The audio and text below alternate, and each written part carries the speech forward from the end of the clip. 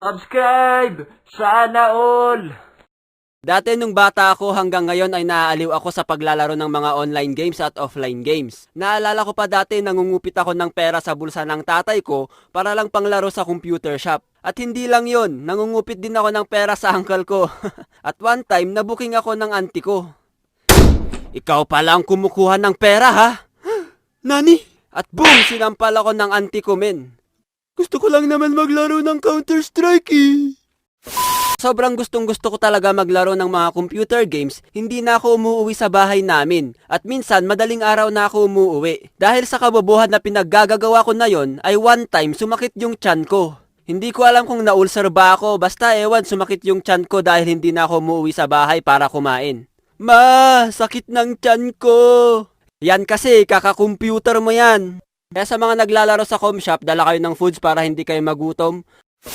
Kasama ko noon ang tropa ko, iniipon namin yung baon namin na pera para lang may panglaro kami sa com shop. Hindi kami nagre-recess at ang tanging ginagawa namin ay nagmamakaawa kami sa mga classmate namin na bigyan kami ng piso or bigyan nila kami ng chichirya nila. Uy classmate, pwede pahingi piso? Bakit? Wala na kasi kaming baon eh, tsaka mahirap lang kami, bakene men. Kawawa naman kayo. Ito piso, sa inyo na rin tong chichirya ko. Uy, salamat ha. Ang bait mo naman.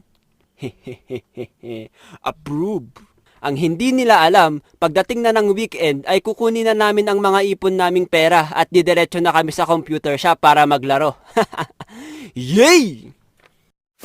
Dahil sa kahiligan ko sa paglalaro, ito ang isang dahilan kung bakit muntik na akong hindi makagraduate sa high school. One time kasi naglaro ako sa com shop ng overnight kahit na exam na namin kinabukasan.